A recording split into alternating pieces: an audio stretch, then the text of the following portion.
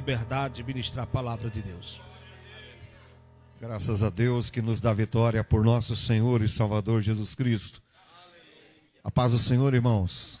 Amém? Glória a Deus. É sempre uma alegria poder retornar a essa amada igreja, poder rever. Não pode deixar, hoje eu vou. Estou meio cansado, não dormi essa noite, mas o Senhor é quem nos fortalece.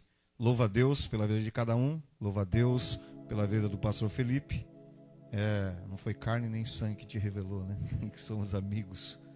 Amigos a gente faz na caminhada, no dia a dia, e eu louvo a Deus e sempre vou estar em oportunidades que eu tiver de também fazer menção desse servo do Senhor que aqui está, juntamente com a sua família, que sempre me recebe com tanto carinho, com tanta hombridade e respeito, assim também como eu tenho respeito por esta família. Louvo a Deus na vida desse servo do Senhor. Faço estendidos cumprimentos a todos os nossos nobres obreiros, amigos. Eu pensei que você não ia estar aqui não, viu? O nosso querido pregador, evangelista, né? Pregador, representante aqui da Litoral Sul, né? Tem representado a cidade de Itanhaém. Você tem o meu respeito sempre, a gente nos conhecemos há muitos anos. Para mim é sempre uma alegria poder dividir o altar com homens que não desistem, apesar de todas as circunstâncias, dos impropérios que você atravessa, que nós atravessamos, a gente não para. Glória a Deus pela sua vida, por todos os irmãos. Nosso irmão, eu não lembro, é Melquisedeque, é isso? Meu Deus do céu, é tanto nome bíblico, né? Deus abençoe os demais obreiros. Deus abençoe, é sempre uma alegria poder rever a todos, alguns, né, que a gente tem alguma intimidade. Nosso querido irmão filho pastor Ivan, nosso querido obreiro ali que eu respeito muito, esse varão de guerra que sempre está levantando a Bíblia aí. Glória a Deus. João Lourenço. Deus abençoe os demais irmãos. Nós vamos estar nos conhecendo sempre, porque eu vou estar sempre aqui com vocês aqui na medida do possível. Para mim é uma alegria poder ministrar, vendo, né, homens de respeito, homens veteranos no Evangelho. Se a obra está como ela está, é porque tem homens como vocês que têm estado, apesar da idade do pastor Felipe, a experiência dele é muito grande, e a igreja também, os demais, poder rever aí, ver os irmãos da mídia, os irmãos aqui tá só crescendo, né? Só crescendo. E o guitarrista ali, né? Tá parece o Santana ministrando, né? Tocando. Meus irmãos, vamos abrir a palavra de Deus. Eu quero poder louvar a Deus nessa noite. É um culto de ceia do Senhor. É um culto de memorial de ceia. E nós não estamos diante aqui de um cadáver, né? Porque Jesus não está aqui como um cadáver para nossa exumação religiosa. Mas Jesus está aqui representado nesses elementos. E aqui, irmãos, está a vitória da igreja. Porque Jesus, ele não está morto. Ele morreu, mas ele ressuscitou ao terceiro dia. E se com ele nós morremos, com ele também teremos a certeza que nós também ressuscitaremos. Mateus capítulo de número 27. Eu vou ler aqui a palavra do Senhor, do versículo 11 em diante, que diz assim, irmãos. Eu vou ler aqui da NVT, tá?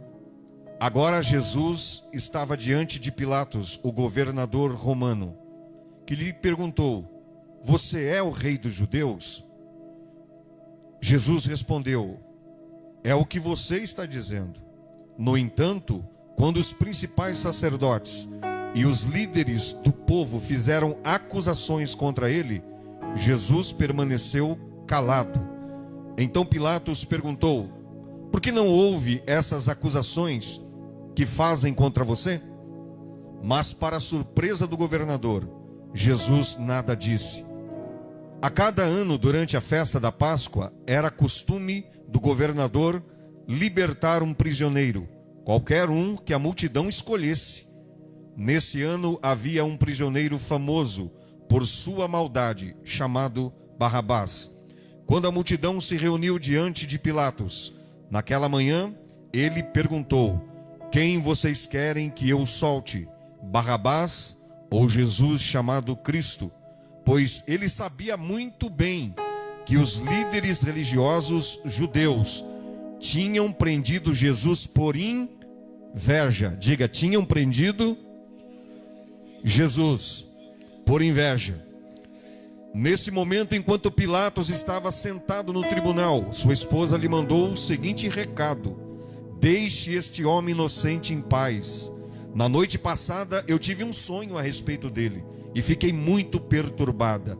Enquanto isto, os principais sacerdotes e os líderes do povo convenceram a multidão a pedir que Barrabás fosse solto e Jesus executado. Então o governador perguntou-lhe outra vez: qual dos dois querem que eu solte? A multidão gritou em resposta: Barrabás. Pilatos perguntou: e o que farei com Jesus chamado Cristo? Crucifique-o, gritou a multidão, porque quis Pilatos saber que crime ele cometeu. Mas a multidão gritou ainda mais alto: crucifique-o. Pilatos viu que nada adiantava insistir e que um tumulto se iniciava. Assim mandou buscar uma bacia com água, lavou as mãos diante da multidão e disse: estou inocente do sangue deste homem, a responsabilidade é de vocês. Todo o povo gritou em resposta: que nós e os nossos descendentes sejam responsabilizados pela morte dele. Então Pilatos lhe soltou Barrabás e, depois de açoitar Jesus, entregou-o para ser crucificado. E você diga amém. Meus irmãos, eu quero fazer a sustentação dessa mensagem nesse texto em relação a esse julgamento que foi, sem dúvida, sem sombra de dúvidas, um dos julgamentos mais complexos da história da humanidade até os dias de hoje.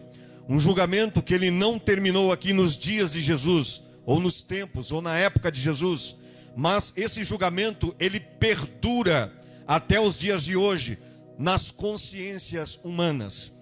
Um julgamento que ele continuou e continua até os dias de hoje, latente, retumbante na consciência de todos nós, e que portanto é necessário que façamos esse autoexame de consciência todos os dias, porque vez por outras nós somos apontados e acusados por pessoas que às vezes, por nós cairmos em contradições, porque nós somos seres humanos, nós erramos, nós pecamos a todo momento. Então, vez por outra, algumas pessoas apontam um dedo e elas começam a julgar as nossas vidas. E essa aferição das pessoas em relação a nós, em relação aos atos duvidosos que muitas vezes nós praticamos na vida, reflete não só em nós, mas gera-se uma dúvida na vida dessas pessoas em relação ao nosso exercício de espiritualidade, sim ou não. As pessoas dizem assim, ó, se for para ser crente, igual essa pessoa aí, que não paga as suas contas, ser crente igual esse homem, essa mulher, que a casa dele é uma gritaria, que a casa dele é só xingamento. Então, esse julgamento em relação a nós reflete, respinga também no julgamento na pessoa de Jesus Cristo, porque eles vão dizer assim, olha, se Jesus é bom, se Jesus ele é salvador, se Jesus ele transforma e liberta, por que é que esse Jesus não libertou essa vida que está há tanto tempo nos caminhos do Senhor, mas parece que não entendeu nada do evangelho? Se for para viver um Jesus, se for para viver igual esses cristãos, porque, irmãos, a palavra cristãos quer dizer pequenos cristos. Nós, como pequenos cristos, somos testemunhas, e nós temos, irmãos, que ter não só o testemunho de Jesus, mas dar testemunho de Jesus nas nossas ações. Assim como Jesus ele tratou uma prostituta, nós temos que saber tratar a prostituta. Assim como Jesus tratou trata um drogado, nós temos que saber a forma que nós aferimos, porque as nossas ações vai refletir também no julgamento das pessoas. E como também existe, irmão, não só no mundo existem pessoas na atualidade que estão de olho em nossos comportamentos como igreja, porque nós como igreja, nós temos, irmãos, que tomar muito cuidado para que o mundo olhe para nós e não só veja as nossas fraquezas, mas também olhe os nossos comportamentos espiritualmente falando. Como também, irmãos, existe uma nuvem de testemunha, assim como está relatada em Hebreus capítulo 12. Por que eu digo isto? Porque o julgamento em relação a nós se torna uma extensão também do julgamento a Jesus Cristo. Porque cristãos, eu digo, significa pequenos cristos. Nós temos que representar a Cristo na nossa atitude, no nosso falar, no nosso agir, no nosso aferir, no nosso amar, no nosso compreender. As pessoas têm que olhar para além da nossa veste religiosa, para além da nossa liturgia. Eles têm que enxergar Jesus nas nossas ações, Jesus na ação da igreja, Jesus na ação daqueles que se pretendem discípulos de Cristo. E se você é essa pessoa, se manifeste glorificando a esse Deus. Nós somos uma extensão das ações de Cristo aqui, irmãos, porque nós somos pequenos cristos. Então tudo que nós fizermos, irmãos, tem que refletir a glória de Deus. Tudo que nós fizermos, compartilharmos, tem que refletir a glória de Deus. É tudo para a glória do Senhor. Não é nada para a nossa glória. Nós somos serviçais aqui. Aí Jesus, ele disse isso quando os discípulos chegaram para ele dizendo: mestre, quem é o maior no reino de Deus? É aquele que dá o melhor dízimo. Quem é o maior no reino de Deus? É aquele que possui riquezas. Quem é o maior no reino de Deus? É aqueles que possuem um número elevado de propriedades. Quem é o maior no reino de Deus? É o mais famoso, é o que fala melhor no vernáculo, é o que ora melhor, é o que canta melhor, é o que jejua melhor. E Jesus disse: o maior no reino de Deus é quem serve mais. Quem serve é o maior no reino de Deus. E se você serve, você vai ser considerado grande no reino dos céus. Grande é quem serve, irmãos. Aí você diz assim: mas ninguém olha o que eu estou fazendo. Olha sim, irmãos. Nada passa despercebido aos olhares de Jesus. Não espere recompensa. O problema nosso, irmãos, como seres humanos, é que a gente espera a recompensa sempre. A gente quer fazer as coisas e quer receber holofote. A gente quer receber sempre, irmãos. A gente sempre quer receber um afago, né? O irmão doa lá 10 sacos de cimento, e se você não falar o nome dele no altar para agradecer ele não dorme à noite. Aí quer dizer, já recebeu o galardão dele aqui na terra. Então faça tudo para a glória do Senhor. Porque as nossas ações, irmãos, elas vão refletir no julgamento.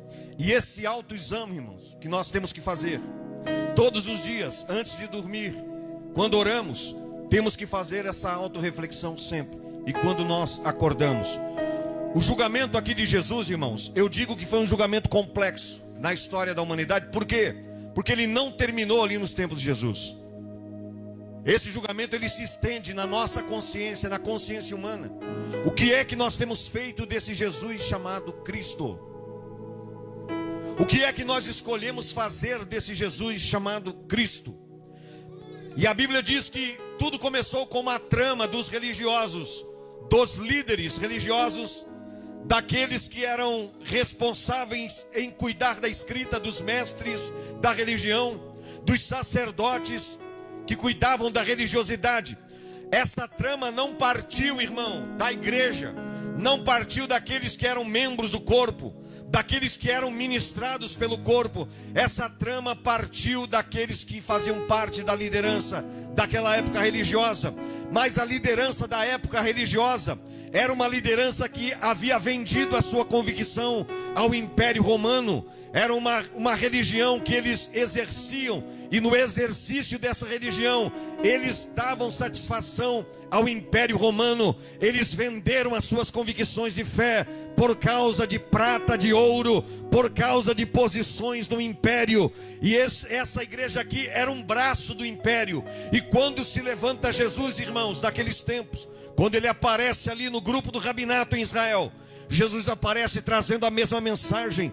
E quando Jesus ele prega dizendo: olha, eu não vim destruir a lei e os profetas, mas eu vim cumprir. Não foi dito aos antigos, na lei de Moisés está dizendo assim: se você odiar uma pessoa, se você matar essa pessoa, na lei de Moisés diz que você está sujeito à pena de morte. Pois eu digo uma coisa, não precisa você pegar uma pessoa e tentar contra a vida dessa pessoa. Se você pensar no teu coração, você já cometeu assassinato. Não foi dito aos antigos: não adulterarás. Se você olhar para alguém e no seu coração desejar carnalmente essa pessoa, você comete pecado. Então, meus irmãos, eles começaram agora a tramar contra Jesus, porque as palavras de Jesus eram palavras carregadas de espírito e de vida. Não era uma palavra somente exacerbada, uma palavra somente nos termos da religiosidade, não uma palavra técnica que eles pregavam. Jesus, quando ele pregava, algo acontecia, as multidões fluíam para seguir a Jesus, porque ele tinha a palavra de vida. Quando você tem palavra de vida, você agrega números de seguidores para servir a Jesus. Você leva o maior número de pessoas para os pés do Senhor. Mas quando nós não temos palavra, quando nós não temos unção, quando nós não temos uma interpretação espiritual das Escrituras, o nosso ministério é fracassado. E aqueles religiosos, eles sentiram inveja de Jesus, porque aonde Jesus estava havia uma multidão, aonde Jesus estava havia uma multidão faminta. E ele não só pregava, depois da ministração da palavra, ele manifestava a graça de Deus, curando e libertando aquelas pessoas e trazendo uma consciência do evangelho na vida daquelas pessoas. Foi se enchendo de inveja o coração dos religiosos. Sabe quem é que te derruba na igreja? São aqueles que são invejosos. Inveja. Porque a Bíblia diz aqui que Pilatos percebeu que os líderes haviam entregado ele por inveja. E o primeiro julgamento aqui começa quando? Quando Jesus, ele sai ali de Betânia. Quando ele sai ali da casa de um certo homem, aonde uma mulher cai aos pés de Jesus e começa a chorar. Uma pecadora, e ela quebra um vidro de perfume caríssimo aos pés de Jesus. Depois que ele sai dali, ele começa agora depois participar da Páscoa com seus discípulos. E ele começa a celebrar a Páscoa, a festa da Páscoa com os discípulos. Depois disso, irmãos, olha só o episódio. Ele vai para o monte, lá no Getsemane, e ele leva alguns discípulos, leva os mais íntimos para orar com ele. E ele vai no lugar de intimidade, e é no lugar de intimidade que o inimigo se apresenta a Jesus. Ele vem na forma de um homem, tomado pelo espírito maligno de Satanás, Judas Iscariotes, que era contador. Ele era o tesoureiro do ministério de Jesus. E ele entrega Jesus por 30 moedas de prata. E quando ele chega no lugar da onde Jesus estava, ele sabia onde Jesus estava. As pessoas não sabiam onde estava Jesus, mas ele sabia o lugar de intimidade. O teu adversário sabe o teu lugar de intimidade. O teu lugar de intimidade parece o lugar aonde você vai expor as suas fraquezas humanas, mas é aonde você expõe as suas fraquezas humanas e Deus levanta a sua vida. Parece que você está fraco aos olhos de todos, parece que você é um fracassado. Quando você dobra o seu joelho parece demonstração de fraqueza, mas quando você levanta, Deus, Ele justifica a tua vida, Ele fortalece a tua vida, Ele enche a tua vida, Ele preenche a tua vida, Ele te dá inspiração para você caminhar mais um pouquinho. É no lugar da intimidade que o teu adversário, ele vai te procurar para tentar te derrubar. É no lugar da intimidade, irmãos, da oração. Não é lugar de intimidade, irmãos, com os irmãos da igreja, é lugar de intimidade com Deus. Porque quando Jesus sobe ali naquele monte, ele sabia que o tempo dele estava chegando, o tempo da sua partida. E ele chama os amigos para orarem com ele. Eles dormem. Por 3 vezes Jesus chama eles. Acordam eles dizendo: acordem, me ajudem em oração, porque nós precisamos da oração uns dos outros. Mas tem um momento, irmãos, que Jesus percebeu que tem um momento que nós vamos estar só. É aquele momento que as pessoas não ligam muito para você, passam por você, não te cumprimentam, não é porque querem, é porque você está só. E Jesus se sentiu só e disse: olha, eu chamei para orar, mas eles estão dormindo, eles querem dormir. Eu entendi, Jesus disse, que a minha intimidade tem que ser com o Pai. Então se você está se sentindo sozinho, é porque esse momento é o momento seu com o Pai. É o lugar da intimidade com o Pai. É o lugar onde você vai apresentar suas dores, sofrimentos. Porque Jesus ali, irmãos, ele estava antecipando, ele já estava sofrendo, antecipado. E tem muitas pessoas assim, irmãos, que o excesso de futuro, ele nem viveu ainda. Ele nem viveu ainda o sofrimento, nem sabe se vai sofrer, mas ele começa a deduzir, como Jesus, ele começou a sofrer ali uma coisa que ele iria passar ainda. Isso aí se chama excesso de futuro. Isso gera uma ansiedade, as pessoas estão vivendo assim.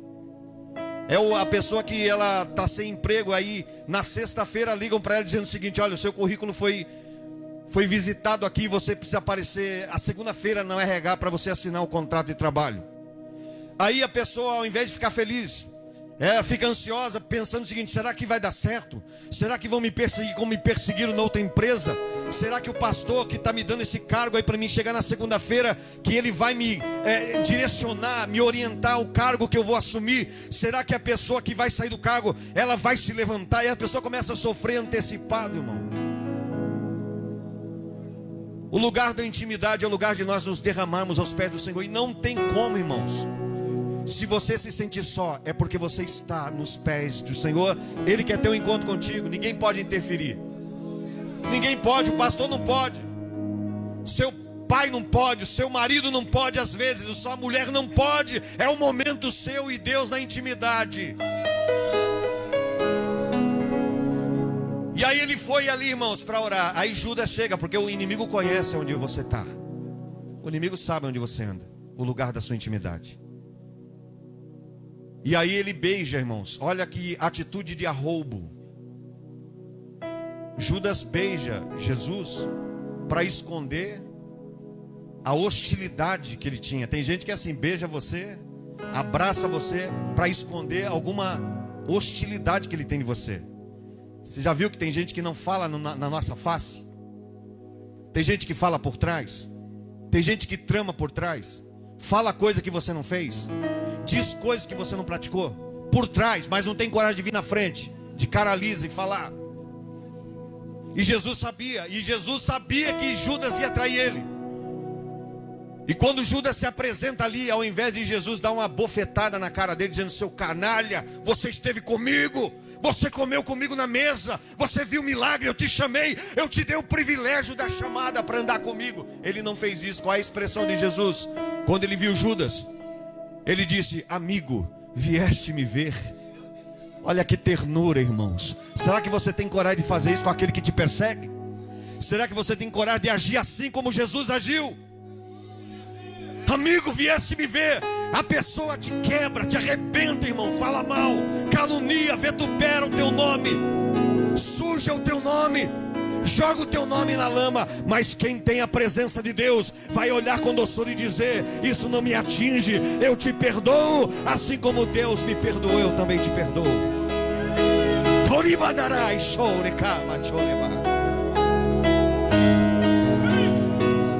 Tramaram, irmãos, tramaram tudo por causa de inveja. As pessoas querem matar outro por causa de inveja. sentimento tão feio, né? A inveja.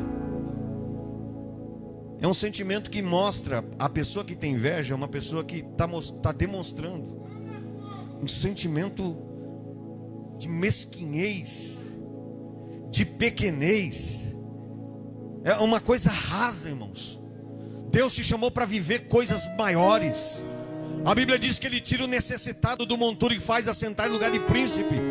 Ah, pastor, mas por que é que eu não estou vivendo isso? É porque você não está conseguindo enxergar. Você está olhando o sucesso. Você está medindo o seu tempo presente, a sua vida presente, pela vida dos irmãos que estão alcançando alguma coisa, porque estão pondo a mão no arado, estão arregaçando as mangas, estão indo para cima. Ainda que nós vivemos em um país, irmãos, em que a economia está em frangalhos, nós não dependemos dos planos do governo, nós dependemos do nosso Deus. Quando nós dependemos de Deus, não vai faltar nada para a minha vida, nem para a tua vida, não falta. O que é que está faltando na tua vida? Não falta, Deus não deixa faltar. Eu não dependo do governo, eu não dependo de bolsa, nada. Eu dependo do meu Deus, porque às vezes eu estou em casa, pastor Felipe é prova disso. Quando a pandemia veio, irmãos, eu ganhava de 9 a 10 mil reais por mês.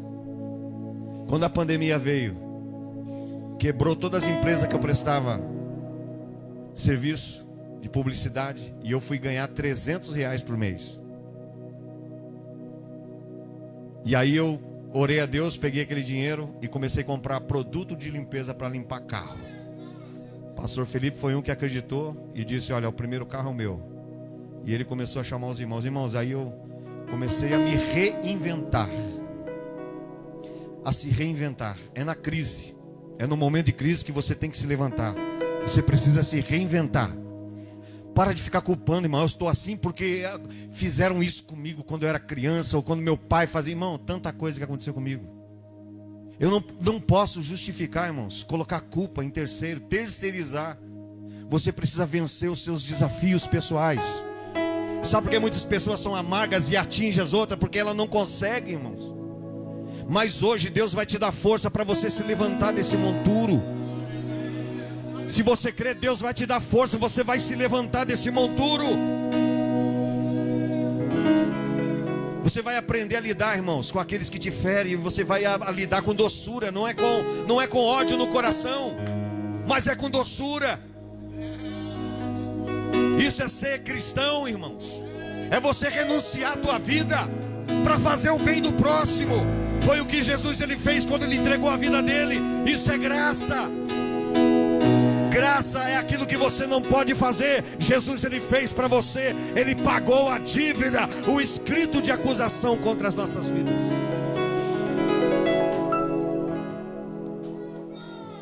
Eles entregaram, irmãos. Entregaram Jesus por inveja. Tramaram.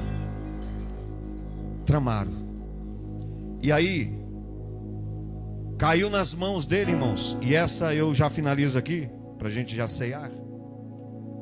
Caiu nas mãos de Pilato. Aí você diz assim: mas Pilato era governador, ele podia julgar? É porque Pilatos ele tinha tríplice função no Império Romano. Ele era governador, ele era magistrado de carreira e ele era procurador. Mas a Bíblia ainda diz no capítulo 26 que eles procuraram pessoas para testemunhar contra Jesus, para falar mentira. Eles não conseguiam achar. Eles não podiam matar Jesus. Eles queriam, irmão, por vezes eles queriam matar Jesus, mas um judeu não podia matar outro judeu. Então o que eles fizeram? Vai até Pilatos. E Pilatos era magistrado, procurador e governador. E aí eles estavam pedindo uma procuração para o Estado matar. Roma podia matar ele. Qual era o crime dele? Ele diz que ele é maior do que Moisés. Ele diz que ele destrói o templo e no terceiro dia levanta. O templo, irmãos, era um objeto sagrado dos judeus naquela época. E Jesus estava fazendo referência ao corpo dele, a morte dele, que ao terceiro dia ele ressuscitaria. E aí os homens levantaram, irmão. Que coisa ridícula. Que acusação ridícula. Qual é a sua acusação? Ele matou? Não. Ele roubou? Não. Ele adulterou? Não. Ele entregava o dízimo certinho? Ele entregava o tributo a César, porque eles chegaram para Jesus de vez por outra, né? Chegava assim, tem gente que vem com pergunta capiciosa, até para o pastor, né? Para saber se o pastor é homem de Deus ou não. Vamos pegar ele, vamos lá. Jesus, pois não, mestre. E chegou assim, bom mestre, né? Com aquela falsidade. Mestre, é lícito dar o tributo, pagar o tributo a César? Ele falou assim, me dá aqui a moeda que vocês usam aí. Ele olhou assim e falou, de quem é essa esfinge aqui, esse rosto? É de César. Então ele disse, então dê a César o que é de César, mas a Deus o que é de Deus. Dê a César o que é de César, mas dê a Deus o que é de Deus. E aí Pilatos, irmãos, ele está na responsabilidade de Pilatos, como está na nossa responsabilidade agora o julgamento. E aí deram o indulto de Natal, irmãos. O indulto de Natal, eles soltavam um preso. O indulto é isso, o preso ele cumpriu ali um quarto do lapso da sua pena, por bom comportamento, ele recebe o indulto, ele é livre. É diferente de graça, que é um presente, é uma concessão, e diferente de anistia também. Então, Jesus ali, as pessoas não entenderam quando eles trocam Jesus, um homem tão puro, um homem tão sereno, um homem tão bom, tão maravilhoso, que era Jesus, trocaram por um bandido. E as pessoas às vezes quando lê esse texto dá uma ira no coração.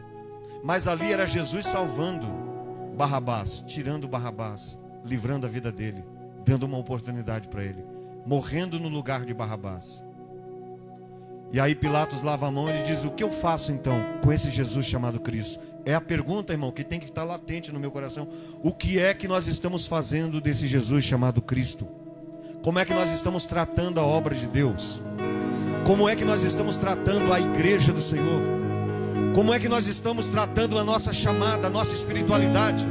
Porque a Bíblia diz, o que quereis que os homens vos façam? Jesus disse, vocês têm que fazer primeiro. Faça primeiro. Se te obrigarem a caminhar uma milha, faça melhor, vai 2. Se tentarem tirar tua túnica, deixa levar também a tua capa. Faça sempre o melhor, irmãos. Tem pessoas que às vezes, irmãos, ele é aferido pela liderança. Eu estou falando assim no ambiente de igreja, porque nós estamos envolvidos, mas isso vale para todas as áreas. O pastor pede ali, às vezes faz um desafio, a pessoa sabe que não tem condições, e ela diz, não, joga logo de cara, não aceita o desafio. Deus está dizendo assim, tem muitas pessoas correndo da responsabilidade, porque se sente incapaz. Mas Deus não chamou ninguém capacitado. Ele capacita na beira do caminho. Quando você está caminhando, é quando você está orando. Aquilo que o pastor disse aqui, não precisa você sentir Deus para glorificar. Vai glorificando na carne, cansado, arrebentado do dia de serviço, da semana, da pegada do trabalho da semana. Às vezes nós não temos vontade de estar aqui na casa, a gente vem arrastado, mas a gente vem. E quando você está aqui, não precisa você tentar sentir. Glorifique o teu Deus, e Ele vai te encher da presença e da graça.